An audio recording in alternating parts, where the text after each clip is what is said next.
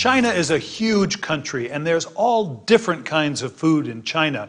If you go to the south, the food tends to be a little bit milder in Canton, and then you make your way north, and as it gets colder, the food gets heavier and more complex. But there's two areas, Hunan and Sichuan, that are sort of ground zero for spicy food. So we're going to start in Sichuan, and they have one spice in particular that I want to share with you today, and that is the Sichuan peppercorn. Sometimes it's called Chinese pepper, but don't be confused because it's not related to white pepper or black pepper. Now, I'm going to make an oil from this. What I want to do is I want to extract the flavor of this Sichuan peppercorn. The thing that makes it distinctive is that when you taste it, there's almost a numbing quality. Not almost, there is a numbing quality. Even one of these Sichuan peppercorns can make the entire side of your mouth numb. You don't want to eat them raw, you want to cook them a little bit, and I'll show you two different techniques. The first is to make an oil from them. I'm going to heat up a little bit of vegetable oil. It's a neutral vegetable oil. And in there, I'm going to put some slices of ginger, what I call quarters of ginger. And then I'm going to put in Sichuan peppercorns. This is 5-spice oil, so I've got 1, 2. Here goes some pepper flakes. And then we're going to add green onions. And when the oil is all done, I will add orange zest. Now, what we're going to do is just heat this very, very gently. If it sizzles, that's almost too hot. You want to have the oil slightly less hot, maybe 160 degrees than if it were a boil at 212. So let me turn this down. And we'll just steep that for about 10 minutes or so. After 10 minutes, take it off the heat, and I'm going to add just a little bit of sesame oil.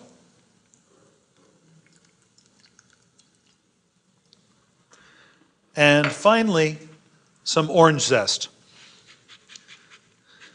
Once that's done, this oil can just sit and cool and steep. I would even let it steep overnight. I think that's entirely appropriate. And then the following day, we can strain out all the solids, and that oil can be kept in a jar or a bottle. It will last very nicely in your refrigerator or even on your pantry shelf for 2 or 3 months. It's a nice variation on chili oil. And when you taste it, while it will have a little bit of that numbing quality, it doesn't come across as numbing, but instead it makes your food exciting. It makes it electric. So I'm going to put that back here. And there is our 5-flavor oil. I'm going to taste it real briefly, and I'd encourage you to do the same. It might surprise you how mild it is after having tasted the Sichuan peppercorn when it was still raw. But as it sits on your palate, you get the orange, there's the spice from the ginger, that numbing electric quality, while it's very subtle, is there, and then you get the burn of the chili peppers in your throat. It's really a nice condiment. Okay, I'm going to show you something else that you can do with the Sichuan peppercorns. We're going to make a Sichuan pepper salt. And I'm going to do it in a pan. You want basically twice as much salt as Sichuan peppercorns. And you put the salt in, and you put the Sichuan peppercorns in. And you want to cook this in a dry pan. Toss it together. And keep on cooking. The salt will take a little bit of time to heat up, but after a while you'll start to get the aroma of the Sichuan peppercorns, and then the salt will turn a little bit dark, and when it does, take it off the heat and keep moving it for 3 or 4 minutes. The reason being is that when you've got that hot salt, it will carry on cooking. All right, this has been cooking now for, 3-4 minutes. You can see that the salt has started to turn a little gray. What's happened is that the spices are starting to toast. You also see a little smoke coming off the pan. Keep it moving at this point. And we're going to take this and grind it up. I have a spice grinder here, and we'll just gather it all up. This really took all of the essential oils out of the Szechuan peppercorns and mixed it in with the salt.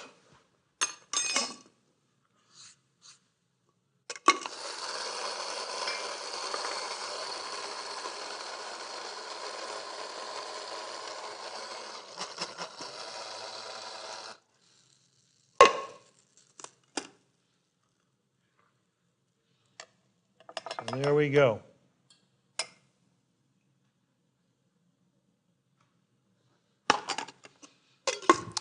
One last thing I'd like to show you surrounding Szechuan peppercorns. If I put some out here on the board, what you'll notice is that mixed in with the reddish husk, there are some little dark seeds that are in the middle, the little black seeds. If you get a batch of Szechuan peppercorns that have too many black seeds or a lot of black seeds, it's worth the time and effort just to separate the two. The seeds tend to be hard and they don't really have as much flavor as the outside, which is really the prime real estate. So the black seeds can come out before you move ahead. All right, with that little piece of work done, we have our Szechuan pepper salt, we have our 5 flavor oil. I'm going to put some noodles on to boil. They'll cook in about 3 minutes, and we should be able to get our dressing made in about the same time. These are Hong Kong noodles. They're fresh noodles, and they'll be fine there. The dressing for this is a dressing that traditionally is made with sesame paste. Now, sesame paste may or may not be something you have on hand, but my guess is that you do have peanut butter on hand. So in goes some peanut butter into the food processor. In addition, I'm going to add some toasted sesame seeds, and I'll save just a few for garnish. That'll give us the sesame flavor and the richness of the peanut butter. I'm going to put in here some soy sauce. I'm going to put in rice wine vinegar. And I'm looking for a dressing that's a little bit sharp. I'm going to add some of our 5 flavor oil. So that's the oil in our dressing. And just a little bit of sugar.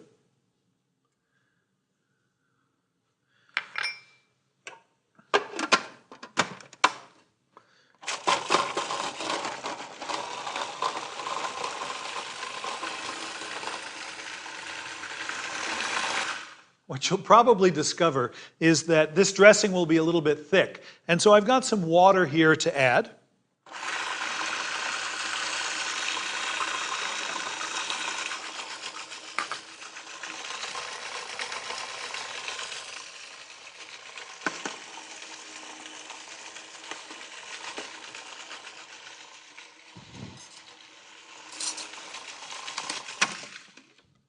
Now, in terms of seasoning, we have the 5 flavor oil in there, but I'm going to add just a little bit of the Szechuan pepper salt.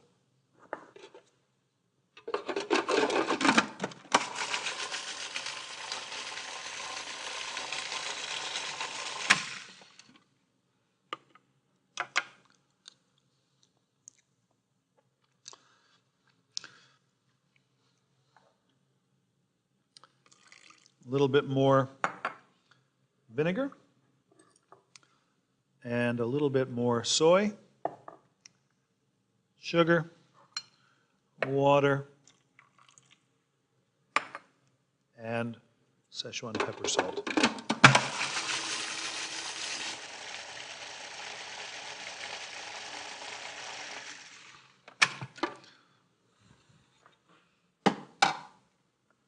Now, the dressing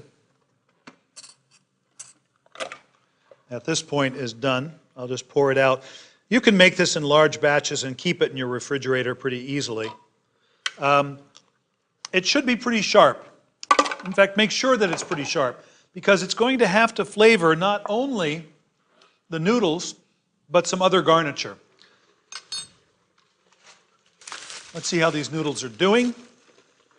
Very nice, all done. I'm going to take them out and let them drain. I'm going to clean up here a little bit. So the dressing, Szechuan pepper salt, 5 flavor oil. We'll move this to the back. And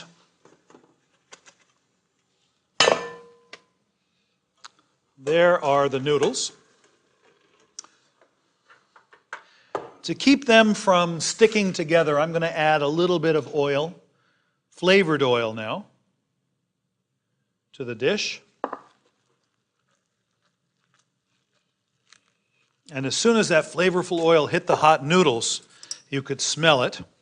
I'm going to put some of this dressing on.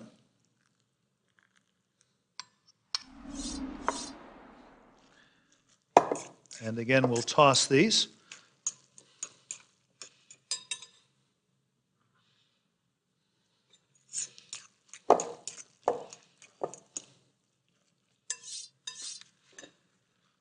And that salad is done, but for a presentation. Now, you'll hear this called Chengdu noodles because it's made in Chengdu, but sometimes you'll see a variation on the theme called 5 heaps. And the 5 heaps are the garnishes that you as the guest can choose to mix into this noodle dish. So I'm going to take the noodles and put them directly in the center.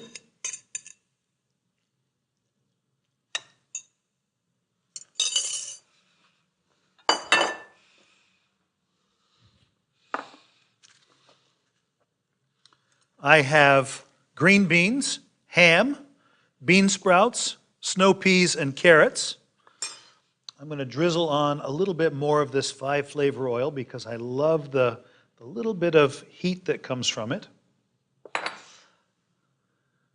little sprinkle of Szechuan pepper salt. And here is some fresh cilantro. Just so that it stays fresh, I've got it soaking in ice water.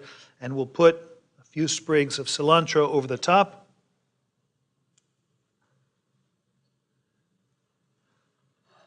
That dish is ready to go. So when you taste it, make sure you pay attention. I want you to know the electric flavor of Szechuan peppercorns, whether it comes in the form of Szechuan pepper salt or 5 flavor oil.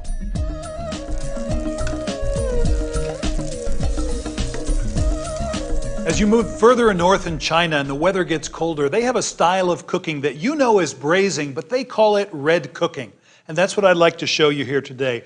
I'm going to brown some short ribs. I've got them right here. I'm going to cut between the bones, but I want to leave the bones in because that's really where a tremendous amount of flavor is. Into the pan, a little bit of oil.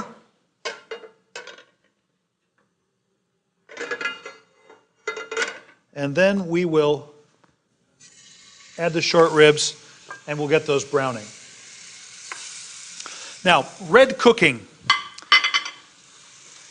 is a technique of braising, but what makes it really distinctive is that they introduce soy and sherry and ginger. I've even got some star anise right here.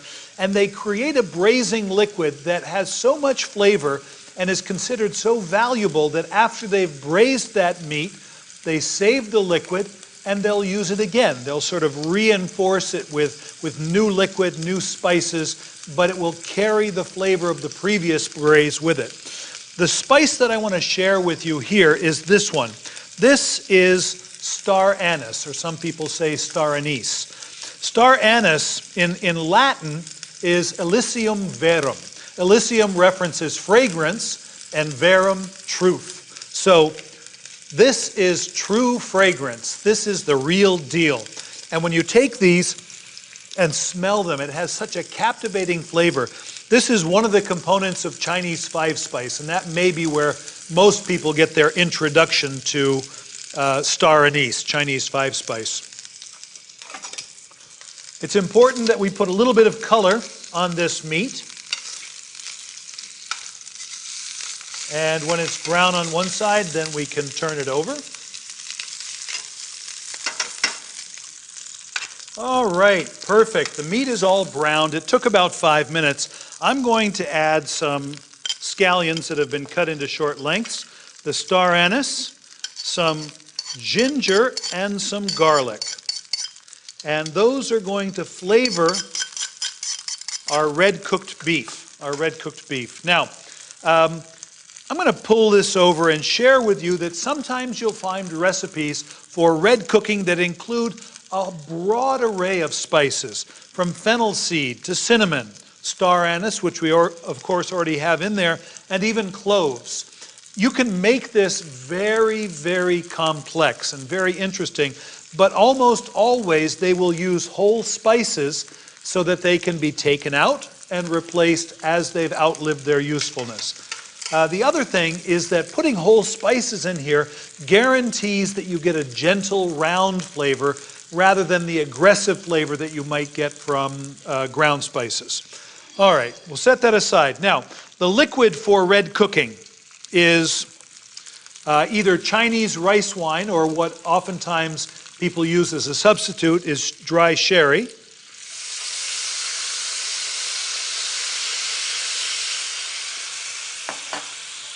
Some soy sauce, not so much that this gets overly salty, but enough so that it has a delicious flavor. And then water. And by the time this is cooked, the bones and the meat will yield a really delicious broth. I'm going to bring that up to a simmer, put a lid on it, and you can cook it either here on top of the stove, or you could put it into an oven at about 325 degrees. Short ribs, about 2 inches square, will take about an hour and a half to cook. I would say just before they are done, maybe in the last half hour of cooking, you might want to introduce some vegetables. So let's take a look. I have some carrots and turnips. Carrots will lend some sweetness. The turnips have a little bit of bitterness, but what I love about them is that they're thirsty and they'll absorb the flavor of that braised meat. Here I have some dried mushrooms, and these are dried shiitake mushrooms. Dried mushrooms have a lot more savory flavor than fresh mushrooms do. Even if I take the dried mushroom and rehydrate it, what you're going to discover is that it will have more flavor than its fresh cousin. Anyhow, I've taken the dried shiitakes and put them into water and soaked them until they're rehydrated. And the only thing we need to do is take the stem out of these mushrooms. The stems are very, very hard. And if you leave them in, what you may discover is they look a little bit like somebody's cigarette butt. And I don't think you want that at all. I'm going to take these and cut them in half so that they're not too large. Or if it's really large, I'll cut it into thirds. And if it's really, really large, maybe we'll go in quarters. And the liquid that these mushrooms have been soaking in is solid gold, so don't pour it down the drain. You can add some of this liquid to your braise. All right, imagine for a second that this is cooked for an hour. The short ribs are almost tender. We can add the turnips, we can add the carrots, we can add the mushrooms, and then we put that back on to cook until the meat is tender and the vegetables likewise. Now, if I move that over, I have here some short ribs that I cooked earlier. And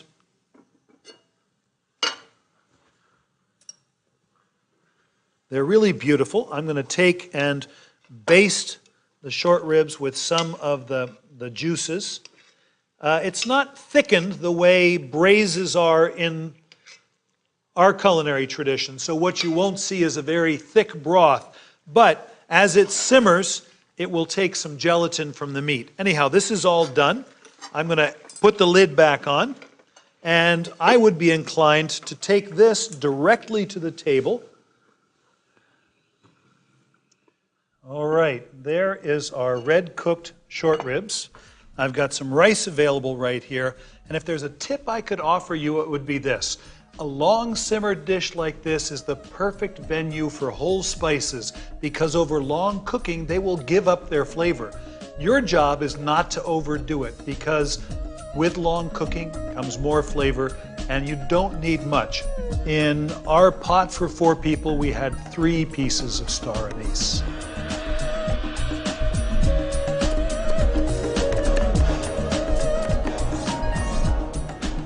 I'd like to show you another technique for using spices that is pretty common in China. We're going to use spices to smoke some food. We're going to tea smoke some quail. So let's get started. I've got black tea right here. I'm going to add that. This black tea has tannin in it, and it'll give me a little bit of bite in the smoke. I've got some aromatic spices. These are Szechuan peppercorns.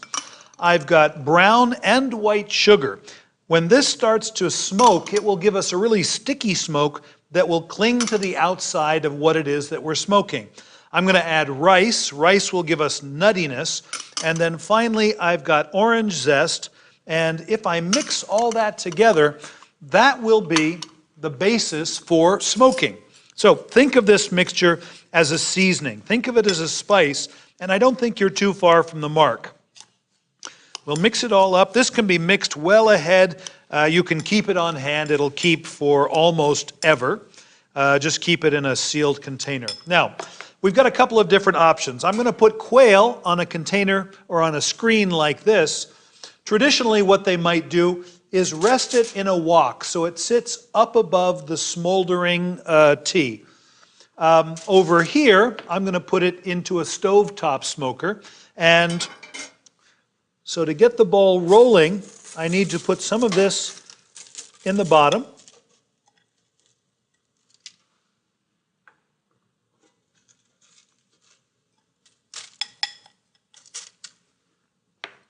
And then, to lift the screen up above, I'm going to put just a little bit of crinkled up foil down, and the screen can sit very happily above the smoldering rice and tea.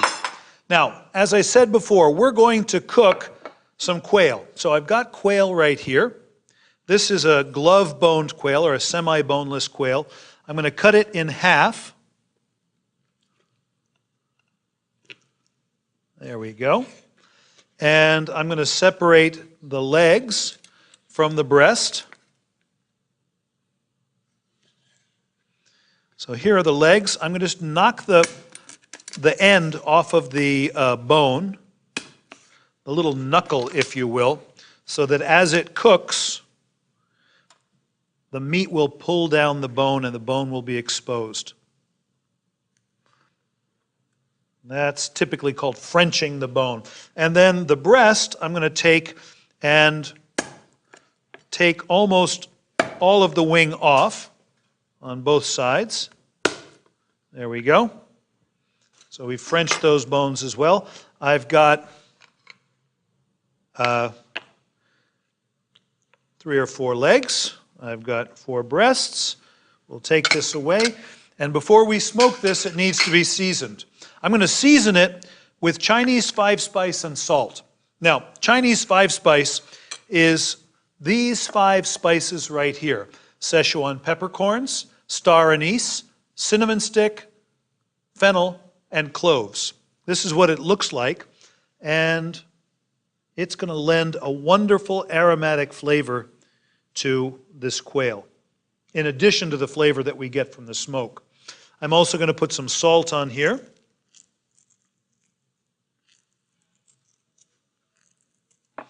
And then we can flip it all over and we'll season the other side.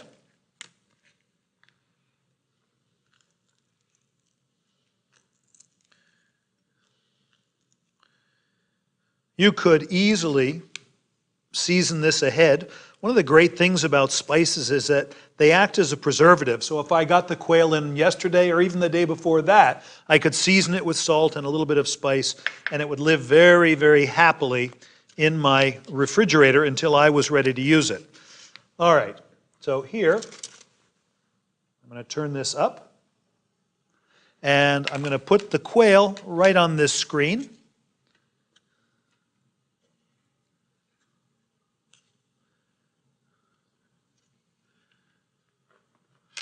Get rid of that. And I'll put this, maybe I'll leave it off just so you can see the smoking begin. You can see the smoking just starting. I've got this turned up high. If you've got a hood, you probably want to have that on. You might open the windows. Usually the sugar starts to smolder first. I'm going to put that in, and then for a lid, I'm going to use a piece of foil just because it's easy to clean. Let me go ahead and put the foil on top before the room fills up with smoke. And I'm going to poke just one little hole in here, because what I'm looking for is what I've always referred to as a happy little stream of smoke. So imagine a cottage or a house on a hill in the mountains. The fireplace is lit and you see just a little bit of smoke coming from the fireplace or the chimney. If the smoke is billowing out, then likely the house will burn down. If the smoke looks a little bit anemic, that's not good either. We want smoke. And again, a happy little stream is exactly what you're looking for. When you have that, what you can expect is the temperature inside here is going to be somewhere around 350, 375 degrees. So at that temperature, that quail will probably be cooked all the way through in about 8 minutes. So I've got it. I can regulate the heat. If it starts slowing down, I can turn the heat up. If it's too aggressive, I can turn the heat down. I'm going to seal this up nice and tight so it doesn't fill up the room with smoke. And then after about 5 minutes or so of smoking, it'll be almost cooked. I'll turn it off, and then we'll just let the smoke subside before we take the lid off. We don't want to fill up the house with smoke. So our quail smoked actively for about 5 minutes with a happy little stream of smoke coming out of that hole. And then I turned the heat off and we let it just sit until the smoke subsided. Here's the unveiling. And you can see the remnants of the smoke on the top. And the quail actually look beautiful. I'm going to set them right over there. The great thing about lining this in foil is that I can gather this up and discard it all at once, and the pan is basically clean. So let me throw this away. If the quail at this point weren't quite cooked, it's an easy thing to put them into the oven for just a minute or two, but I think these are fine. We're going to serve this pretty simply. I've got some greens that I've sautéed. I've got some roasted eggplant, and I've got some pickled daikon radish and carrots. This eggplant was roasted over an open flame and then peeled and chopped. I'm going to take some of the pickling liquid and I'm just going to season the eggplant. Now we've got an eggplant salad.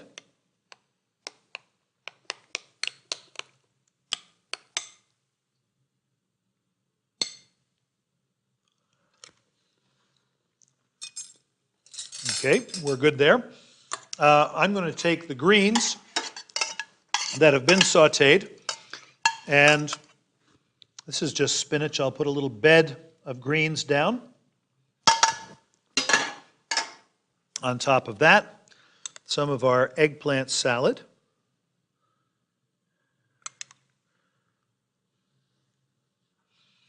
And a little pinch of Chinese five-spice.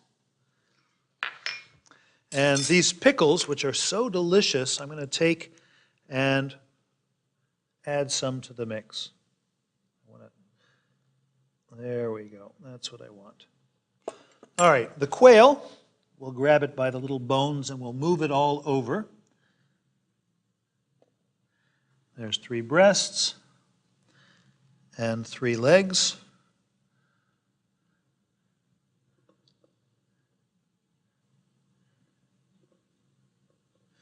And I just want to moisten it with some of this pickling liquid. I think pickles and smoked food go together really, really well.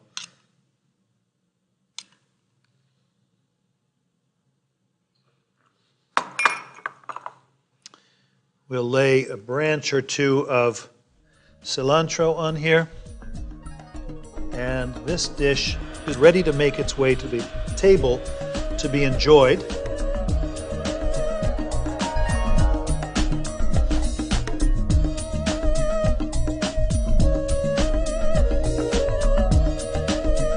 I'm going to serve this with a barley tea. You can see toasted barley right there, which is steeped for about 20 minutes in hot water and then poured out. I also like this iced. Tea smoked quail, braised short ribs, You know, we've seen a lot of different techniques, and that's what I want you to take away. The technique for manipulating spice, because the spices will change from country to country, but the techniques are something that you can take with you.